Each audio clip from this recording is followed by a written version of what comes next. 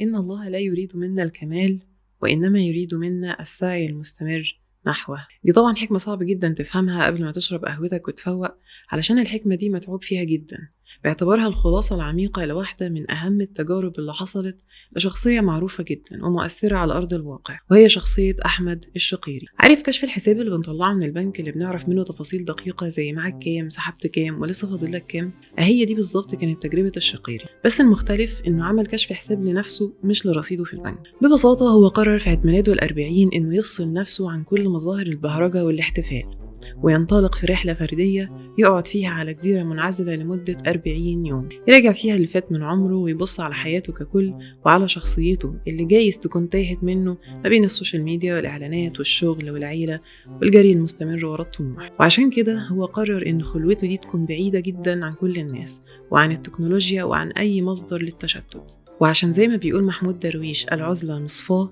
قدر الشقيري خلال خلوته الطويلة إنه يراجع نفسه ويصفي أفكاره، وخرج لنا بحتة كتاب سكرة اسمه 40، اللي بيقدم لنا نظرة عامة ومتعمقة في نفس الوقت على فلسفته في الحياة وكل المكونات اللي شكلتها. فخليني أبسطها لك. 40 موقف و40 آية و40 قصة و40 مادة و40 مقالة و40 تجربة مثلوا زتونة حياة الشقيري لحد سن ال40. قدر يستخلصهم بعد عزلة وتأمل دامه 40 يوم، ولا بيشوف حد يعرفه ولا بيتواصل مع حد، منقطع تماما عن كل وسائل الاتصال بالعالم. ليه 40؟ تأثرا برمزية الرقم ده في الدين وتكراره في القرآن، فيما يشبه خلوة سيدنا موسى اللي انعزل فيها عن قومه 40 يوم في الآية الكريمة: وإذ وعدنا موسى 40 ليلة ثم اتخذتم العجل من بعده وأنتم ظالمون. خاصة وإن الهدف من خلوة سيدنا موسى عليه السلام كان الوصول برضو للحكمة العليا ومعرفة جوهر وماهية الأشياء والتقرب لربنا سبحانه وتعالى، وهو ده بالظبط اللي حاول الشقيري يعمله في رحلة. وعلى الهامش كده طلع لنا بكتاب 40 اللي هنقسمه ل10 فصول. أول فصل من ال10 اسمه مع حياته، واتكلم فيه الشقيري عن 40 موقف كان ليهم تأثير كبير جدا على حياته، زي الموقف اللي خلاه ياخد قرار الالتزام، والموقف اللي خلاه يبطل تدخين، ومواقف تانية شاف والده بيتصرف فيها فاستقى منها أهم مبادئ حياته. ده غير مواقف تانية وهو كبير، بما فيهم وقت تصويره الحلقة عن الفاست فود وأضراره في برنامج خواطر، وإزاي الحلقة دي كانت السبب في إنه اتبع نظام غذائي صحي استمر عليه سنين. أما الفصل التاني فهو اسمه مع قرآني، واللي أورد فيه الشقيري 40 آية قرآنية كان ليهم تأثير كبير جدا على حياته وعلى نظرته للأمور، وشجعه على التفكير والتدبر. واتكلم عن الأفكار المهمة اللي استخلصها من الآيات دي، واللي كان من أهمها الآية الكريمة: أنا خير منه خلقتني من نار وخلقته من طين، في معارضة إبليس لربنا في سورة الأعراف، واللي بيقول عنها إنها كانت سبب تفكيره المتواصل في أفضلية إبليس عن الإنسان، لأنه خلق من نار بينما الإنسان خلق من طين.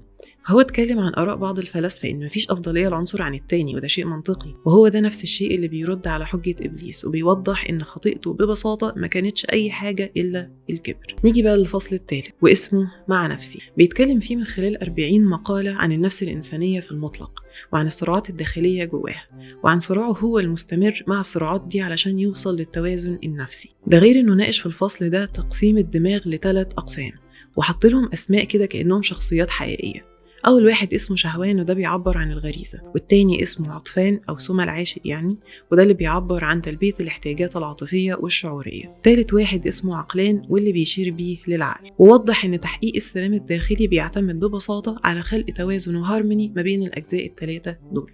كمان هو علق على مفهوم الإدمان بمعناه العام، إدمان الأفعال والأفكار والتصرفات، وبيطرح نظرية علمية عن إن الدافع وراء إدمان الأفعال بيكون بهدف التغطية النفسية على أي ألم اتعرض ليه الإنسان. يعني ممكن نقول كده إن الإدمان هو زي مسكن نفسي للألم، وبالتالي بذلك كإنسان لأي مجهود في إنك تلاقي بدائل صحية للتعامل مع أحزانك وآلامك هيساعدك باختصار إنك تتغلب على أي إدمان عندك.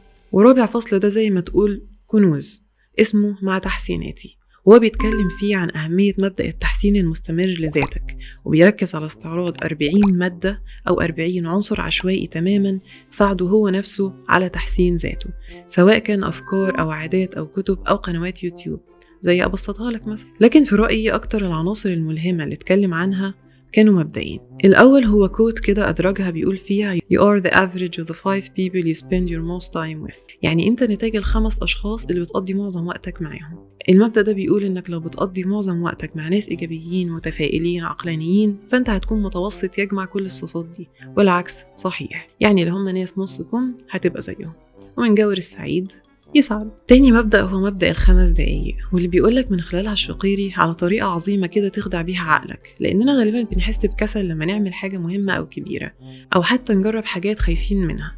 وهنا الشقيري بيقولك قول لنفسك أنا هجرب الحاجة دي لمدة 5 دقايق بس، هقرأ لمدة 5 دقايق، أو هتعلم فرنسي مثلا في مدة 5 دقايق، وفي النص هتلاقي العجلة دارت معاك والدنيا مشيت.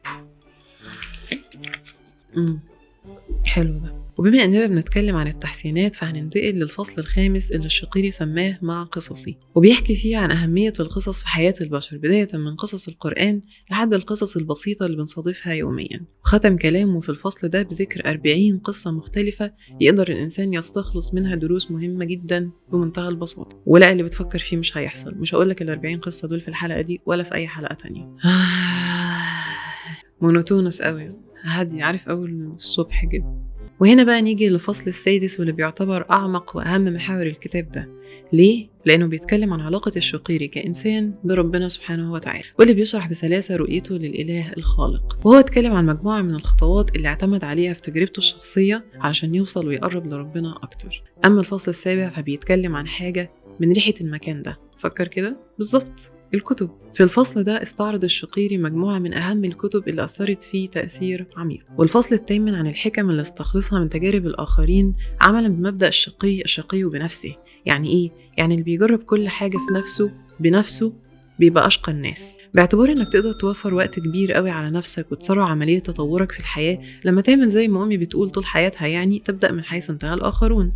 وأهم الحكم اللي تعلمها الشقيري من تجارب الآخرين هي إن لو تعاملنا مع كل مشكلة بتحصل لنا كمشكلة حياة أو موت هنموت كتير جدا. أما الفصل التاسع فمفيهوش كلام كتير يتقال الحقيقة، لأنه كان عن ذكريات الشقيري، وده ما كانش مفيد قوي بالنسبة لي كقارئ، بس من حقه يعني يورد اللي هو عايزه في كتابه، في النهاية ده جزء من حياته هو. وأخيرا وليس آخرا الفصل الأخير مع حكمي، وهنا بيتكلم الشقيري عن معتقداته الخاصة وفلسفته في الحياة والمبادئ اللي اعتمد عليها في تجاربه الشخصية هو بشكل عام.